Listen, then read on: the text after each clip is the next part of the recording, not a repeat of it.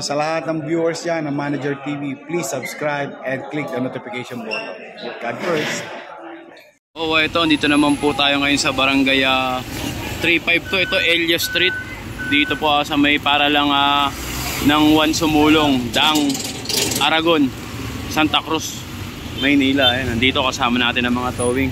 MTPB Department, nakasama natin Sir Joven. MMDA Sir Gabgo. Ayan. So may ginaganap po dito sa Aragon Street, clearing operation, corner Elia Street. Ayan yung mga jeep po na nakapark. Ito pedestrian nga daw po. Ay, Sir Joven. Natitikitan nga po ni Sir. Ayan, kasama natin. Ay mga jeep nila dito. Lampas-lampas nga daw po. Walang driver. Walang driver. Walang driver.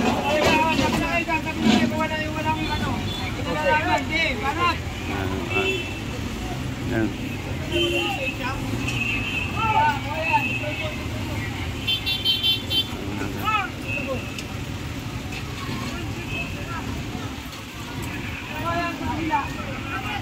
Ayan na po yung mga nakuha ng mga obstruction Ayan.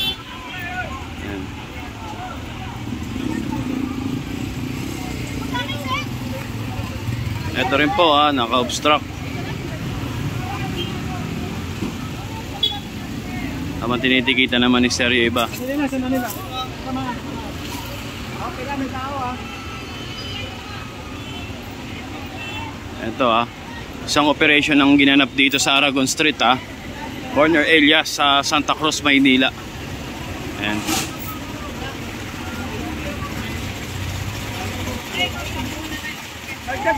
Baliktad.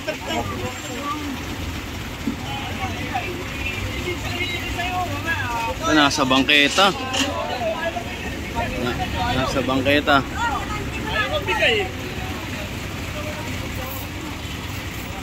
Ano yan? Ayaw magbigay ng lisensya, sir. Ayaw. Lisensya ka.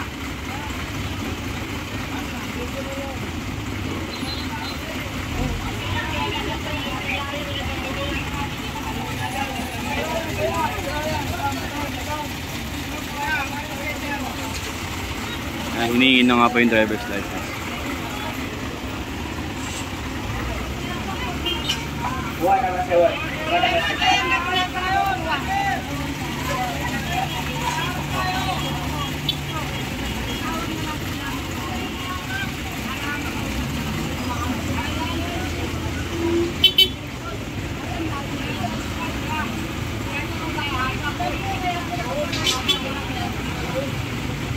Ayan, si Bossing ay magbigay ng license.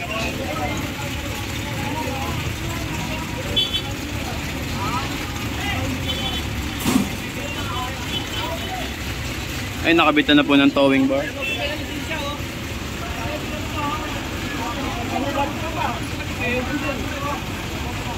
Ayaw magbigay ng driver's license nga daw po.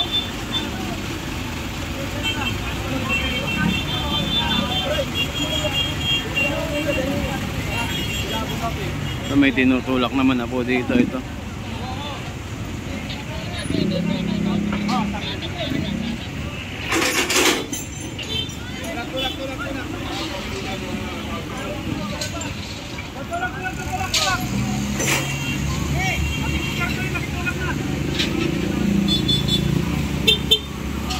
Sir Joven ng MTPB kasama natin Ayan.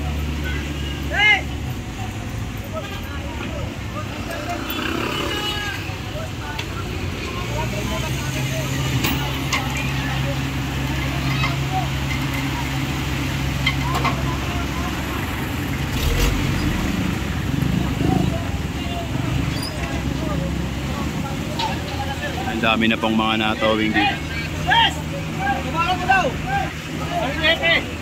Ayaw niya bigay yung driver's license. Binigay na.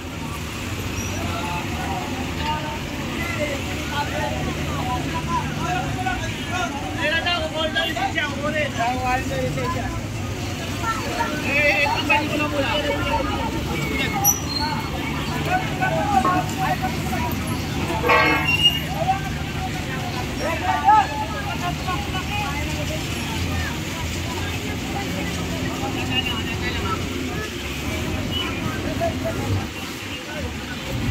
So, kinuha na rin po itong jeep.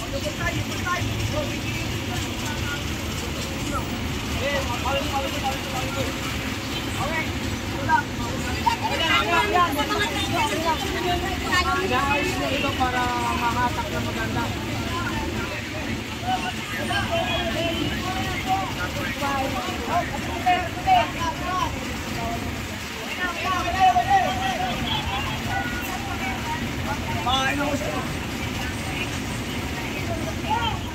Nakuha na nga po ito, natulak na rin.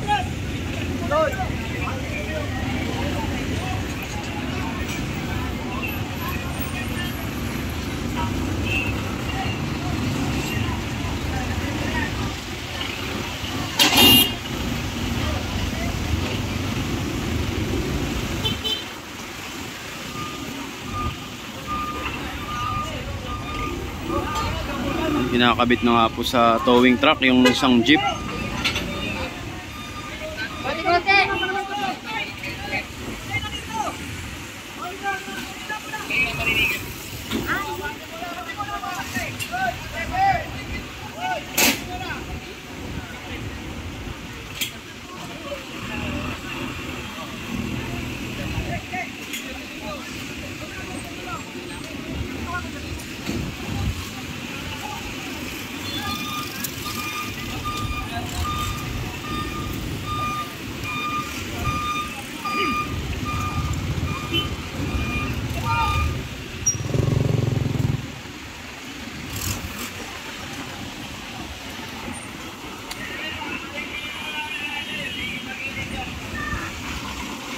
Aragon Street po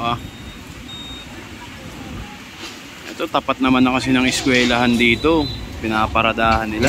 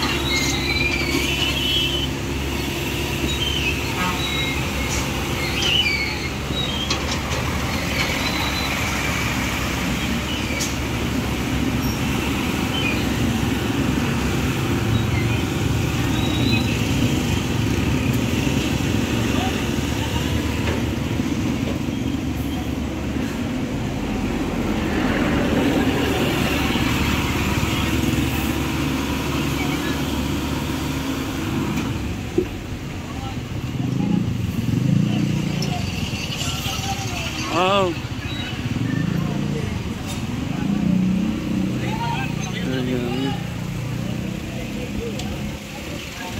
Very good. May helmet.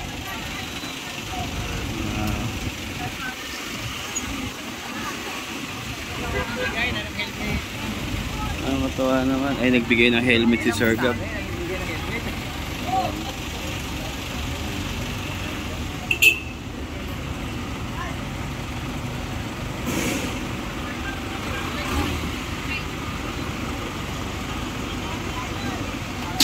Helmet si baby.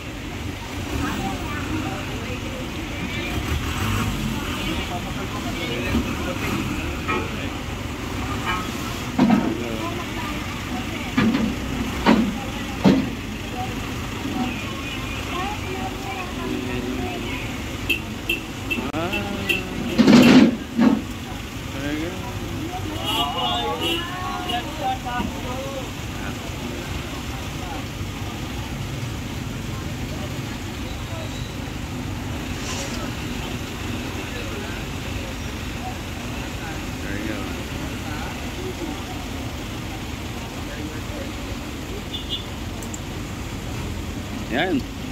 Galing.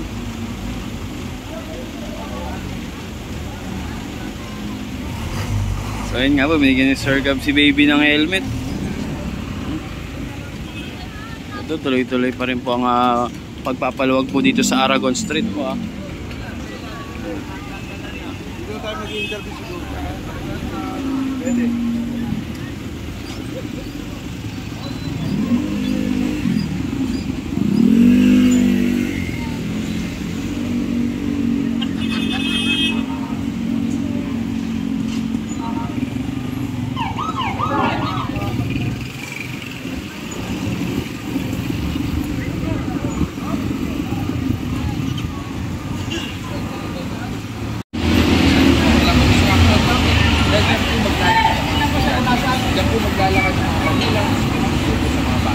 Pangalawa, at sasada. Dapat po yan, walang obstruction, walang nakaparada.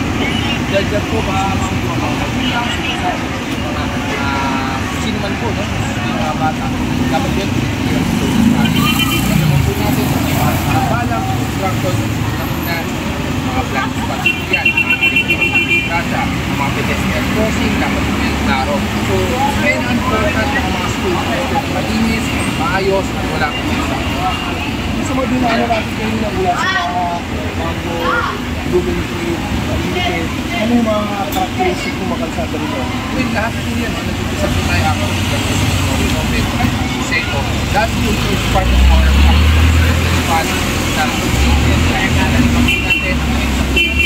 hindi naman po mga tinatanggap po natin, but also we listen, we accept complaints coming from our concerned citizens, yung mga forwarding po direct to our agency, lalo-lalo po yung mga complaint na nagagalit po sa mga barangay na naayos po nila malinis sa kalawang lugar. So tinutugunan po natin po lahat. So the roads or the most of the streets that we operated this morning, lahat po yan, mga follow-up operations, aside from the SECO, which is new PCR complaint areas po natin. Kumukonti na kumukonti yung walang debate sa iyo, walang kumakain sa iyo. Kung meron bang gusto sabihin nito, ano sabihin? Well, I think there's a sense of acceptance. Dahil narinig po natin, andyan na po ang theory. Yes sir, tama po, mali naman po kami, so tatanggalin na po namin.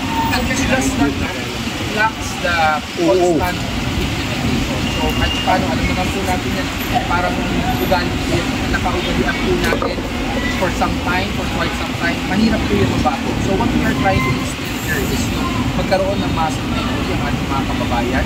Now whether meron po clearing operation, meron po bantay, meron po enforcer, we don't need those things. Ang alam naman po natin kung alam natin bawal, alam natin nakakahambalang tayo, nakakaharang tayo sa bangketa, let's be more considerate. Maging sensitive po tayo sa mga gumagamit ng mga kalsada o sa lahat po ng mga conditions. Kasi kung sa papasalayo, ano bang mga expect mo doon? And ano yung bagay na hindi na nilay ka na meron talagang mga makukulit na mga motorista at mga kababayan po natin. Ulitin ko, mga nakapagpagyan at nakasanayan. So it will take some time for them to realize and to accept the fact na mali po yung ginagawa nila. And as a reminder, hindi po namin dito yung babawalan ng auto, marami po yung babawalan ng hanap buhay. Lagi po natin sinasabi, not at the expense of the safety ng mga pedestrian and safety po ng mga road users natin. So definitely, papasadaan po natin yung pang-ulit-ulit. And well, natin naman po katuwang po natin lokal na pamahalaan. Like case in point, marami po sa mga operasyon po natin ngayon, kasama po natin lokal na pamahalaan, local traffic enforcement, sa side. Nagkakaroon po tayo ng full government approach, nagkakaroon po tayo ng collaboration and coordination. So definitely, take a shorter span of time para mag-correct po natin